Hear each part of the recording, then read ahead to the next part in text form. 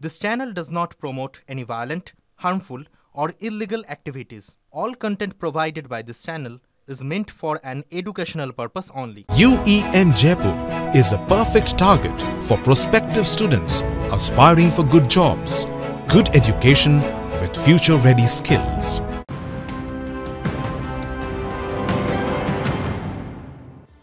Film ব্রেকের পর আরও একটা বড় খবরে নজর রাখবো, কারণ জামিনে জেল মুক্তির পরে বিস্ফোরক শান্তনু বন্দ্যোপাধ্যায়। দলে থেকে অনেকে গদ্দারি করেছে।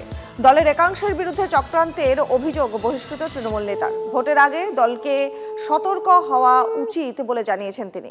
অপরাধ প্রমাণিত নয়, দল সাসপেন্ড করতে পারত বলেও আক্ষেপ করেছেন প্রাথমিকের নিয়োগ দুর্নীতিতে অভিযুক্ত বহিষ্কৃত শাসক নেতা। 2 বছর পর শান্তনু বলাগড়ের বাড়িতে ফিরতেই ফুল, মালা, শঙ্খধ্বনিতে বরণ করেন গ্রামের মহিলারা। বাড়ির বাইরে পাতা হয় কার্পেট, বেলুন দিয়ে সাজিয়ে তোলা হয় বাড়ি। শান্তনুকে দলে ফেরানোর আর্জি জানান স্থানীয় পঞ্চায়েত সদস্য। সাসপেন্ড করতে পারে, সাসপেন্ড করলে সাসপেনশন ওঠে।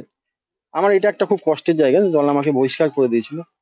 আমার কোথাও গিয়ে মনে হয়েছিল আমি এরকম, আমার অপরাধ কিন্তু প্রমাণিত নয়, দল সেই সুযোগটা দিতে পারতো বা দল হয়তো পাশে থাকতে পারতো। বহিষ্কার করাটা আমার খুব কষ্ট হয়েছিল।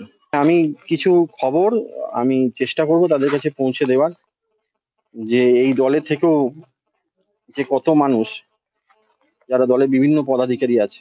দেখুন, আমি যেখানে ছিলাম সেখানে অনেক মানুষের সাথে আমারও তো পরিচয় হয়েছে, দেখেছি, জেনেছি দলে থেকেও কিভাবে, দলের মধ্যে থেকেও কিভাবে দলের সাথে তারা গদ্দারি করছে, বা অন্য রাজনৈতিক দলের সাথে কিভাবে ব্যালেন্স করে আমার দলের খবর বাইরে বেরোচ্ছে। অনেক কিছু জানতে পেরেছি, অনেক কিছু জেনেছি। চেষ্টা করব কারোর মাধ্যমে দলের কাছে সেগুলো পৌঁছে দেওয়ার। এমন কিছু বিষয় আছে যেগুলো হয়তো দল অব্দি পৌঁছয় না বা পৌঁছয়নি এখনো পর্যন্ত, আমার এটা বিশ্বাস। কারণ অনেক মানুষকে দেখেছি তো যারা দলনেত্রীকে সামনে থেকে বলছে নেত্রী ছাড়া কিছু বুঝি না, তারাই আবার রাতের অন্ধকারে অন্য রাজনৈতিক দলের সাথে যোগাযোগ রাখছে। এবং সামনে ইলেকশন, আমার মনে হয় দলকে সতর্ক হয়ে এই জিনিসগুলো দেখা দরকার।